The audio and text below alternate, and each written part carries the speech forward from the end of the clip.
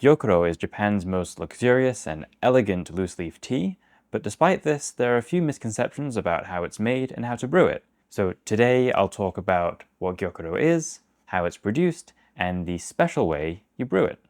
Gyokuro, which translates to jade dew, was invented in 1841 by Eguchi Shikejuro and is a shaded type of loose-leaf green tea. Considered a luxury, Gyokuro only makes up 0.3% of the total tea production in Japan. That's not a lot. Apart from the shading, Gyokuro is produced in a very similar fashion to sencha. One misconception is that Gyokuro is a higher grade of tea than sencha, and while in some ways this is true, there is more effort and time that is put into it, they are two different types of teas that really can't be compared directly. There are high-quality Gyokuro and low-quality Gyokuro in the same way that there are high-quality sencha and low-quality sencha. The main factor that differentiates these types of teas is the amount of time that the tea is shaded for. Sencha is traditionally unshaded, but many senchas today are shaded for a few days or up to a week.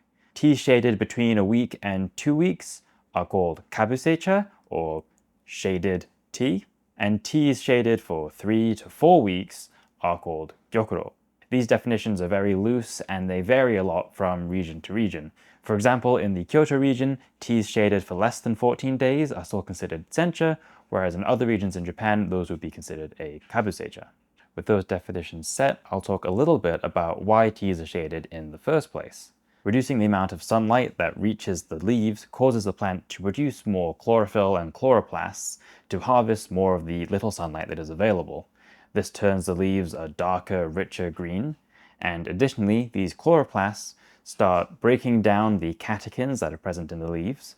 These catechins are bitter-tasting compounds that work to protect the leaves from UV radiation from the sun. Without the need to protect the plant from this UV radiation, the chloroplasts will break down these catechins and convert them into amino acids, including L-theanine, which is what gives tea its umami, savoury taste. Additionally, they'll produce some more aromatic compounds, such as benzaldehyde, which is what is responsible for the specific aroma that comes from shaded teas like kabusecha, gyokuro, and matcha. There are a few different ways to shade a tea plant. The simplest and cheapest way is called jikakabuse, or direct shading. This is when a synthetic fabric is rolled out across the top of a tea plant and lies directly on the surface of the leaves. This method only works with machine-harvested tea plants because they have a flat surface on which to rest this cloth. The second method, called shelf-style, or tanayo, or kanreisha, involves building a canopy above the tea plants on which the same synthetic cloth is laid out. Leaving space between the tea plant and the shading fabric means the plant can grow more naturally, meaning it can be picked by hand. Additionally, this also allows for more airflow, keeping the tea a little bit cooler. The most traditional and highest quality type of shading is called honzu. Similar to the previous style of shading, a canopy is built over the tea plants, but instead of using a synthetic fabric, the farmers will use natural reeds to block out the sunlight. On top of this, they can stack layers of straw to block out even more sunlight. Okay, so you can see there's these bamboo reeds, and on top of that, there's straw. So if you come over here, you see the difference where the straw, wara, is, and then no straw. Compared to the synthetic cloth, the natural reeds allow for the plants to breathe more easily, meaning that the area under the shading is a little cooler and a little less humid. This allows the plants to grow even better. Yeah, compared to the kanreisha earlier, the honzu is much cooler and less humid. Even though it's a very similar amount of shading, sometimes even less shading, it lets humidity out because it's not plastic. One major downside of this style of shading is that it is incredibly labor intensive, and because of this, it's becoming increasingly rare in Japan. There are two areas in Japan that are famous for producing gyokuro, one being Uji, the same area that is famous for matcha, and the other being Yame in Fukuoka Prefecture in the south of Japan. In both of these regions, the traditional honzu style of shading is kept alive by a handful of experienced and talented farmers.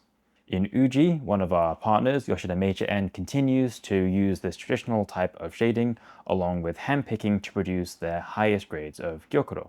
In Yame, there is a specific tradition of producing traditional Gyokuro, which they call Yame Dento Hon Gyokuro, Dento meaning traditional and Hon meaning real.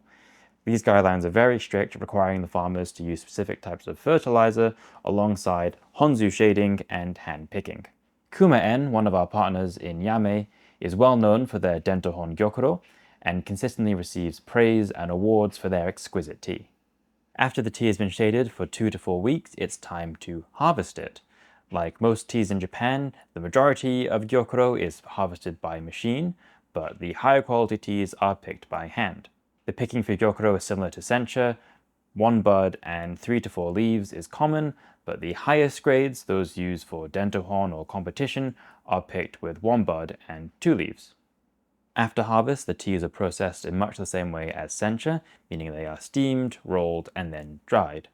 If you want to see a more in-depth look at this process, you can check out our video on that over here. 2 ways that Gyokuro differs from sencha in the processing is the steaming and the rolling.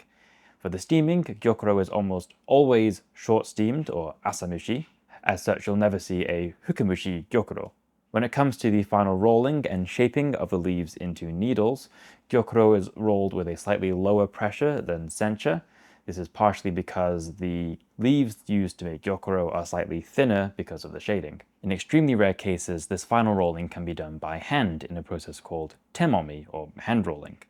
This is usually reserved for sencha in hand rolling competitions, where it's called temomicha, but a handful of farmers do in fact carry on the tradition of hand rolling Gyokuro, one of them being Yoshida Riichi of Yoshida Meichi-en, who spends 6 hours rolling Gyokuro over a hoiro, which is the washi-covered table heated by a charcoal fire on which the tea is rolled and dried.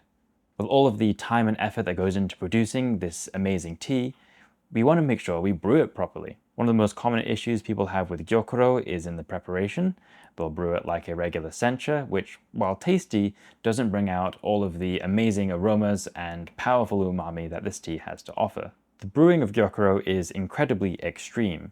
A very large amount of leaf is used compared to a very small amount of water. It is brewed at a very low temperature to extract more of the amino acids and umami compounds and fewer of the bitter-tasting catechins.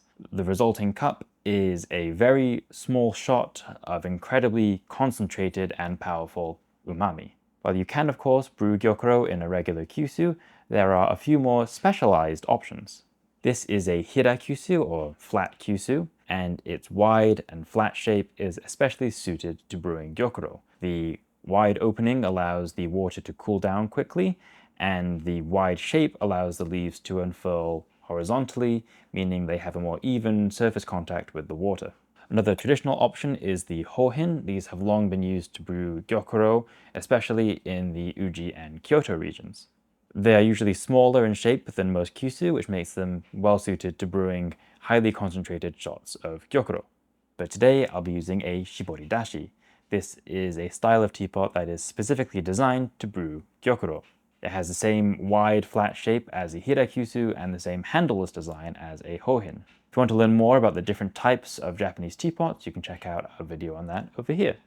This shibori dashi was made by the skilled craftsmen at the Gyoko workshop out of their signature bright red shude clay. I'll be pouring my tea into this adorable little Gyokuro wan, meaning Gyokuro cup, made by Maekawa Junzo. But I am missing one thing, and that's the tea. Today I'll be brewing a Gyokuro made by Rishoen called Koyo, which means autumn leaves. We gave it this name in reference to the fact that most Gyokuro is rested until autumn before being sold. This allows the spring-picked leaves to round out and mature, producing a smoother cup of tea. As always, first thing I'll do is heat my water. As I mentioned, Gyokuro calls for a very low brewing temperature, anywhere between 40 and 60 degrees Celsius. Today I'll be brewing at around 40-45 degrees Celsius, and most temperature control kettles actually struggle to accurately heat their water to this temperature. So there are a few tricks you can use to get water down to this temperature. My kettle is currently at 60 degrees Celsius, so I can use my Teaware to cool that water down to the 40 degrees that I'm looking for. First, I'll pour the water into the cup. This cools the water by roughly 10 degrees Celsius, so now I know it's around 50 degrees. This also functions to measure out the water I need to use, because now I know I have just enough water to fill this cup. Pouring the water into the shibori dashi cools it by another 10 degrees Celsius, so now I'm in roughly this 40 degrees ballpark. The cup is preheated, so I can pour the water back into the cup and weigh out my tea leaves. Gyokuro calls for a very high leaf-to-water ratio, but quite how high is up to you. Today, for my tiny 25 milliliter cup, I'll be using 4 grams of Gyokuro. So now that my tea is weighed, I'll pour the water in and start a timer. Because of the really low water temperature, the brewing time for Gyokuro, especially for the first infusion, is typically a lot longer than you'd use for regular sencha. Anywhere between 1 minute and 30 seconds to 2 minutes and 30 seconds, depending on the water temperature and the amount of tea leaves. The lower the temperature, the longer the time you'll need. I'll also take this time to reheat my teacup, because by the time this is done brewing, the water will have cooled so much that the tea will actually be around room temperature, and it's much nicer to drink this tea out of a warm cup. I don't have a kensui. That's okay, I'll drink it, it's fine, it's water. And now that the tea's been brewing for about 2 minutes, I'll put the lid back on, and it's time to pour. Using a shibori dashi allows you to set a very fine opening so that you can pour the tea out without getting any of the leaves. When pouring Gyokuro, you want to be slow and smooth as not to disturb the leaves too much, and you really want to make sure to get as many of the final drops out as you can, because the final drops have the most concentrated flavor. If you've never had Gyokuro before, it is an incredibly powerful experience, so take it slow, take a small sip first. Itadakimasu. So the first thing you'll notice is an incredibly powerful punch of umami. It's a completely different taste to a regular sencha or even a kabuseicha. The texture is also going to be much thicker and brothier because of the incredibly high leaf-to-water ratio. Even at this incredibly high concentration, there is absolutely zero bitterness in this Gyokuro, which is a testament to the science of shading and to the hard work and passion that is put into this tea. Gyokuro has this incredible power to linger on the palate for a really long time, which is really pleasant. Because of the high leaf-to-water ratio, Gyokuro can be reinfused multiple times, maybe 5, 6, even 7 times, depending on how you brew it and how you like your tea. For the subsequent infusions of Gyokuro, you can use higher amounts of water, maybe like 30% more, as well as hotter water and longer brewing times. For the second infusion, I'll be using slightly hotter water, around 60 degrees, and 30 or 40 milliliters. Another guideline for the second infusion is to add just enough water that it will cover all of the leaves. I tend to keep my second infusions of Gyokuro shorter than the first one, so I'll brew it for around 30 seconds before pouring it.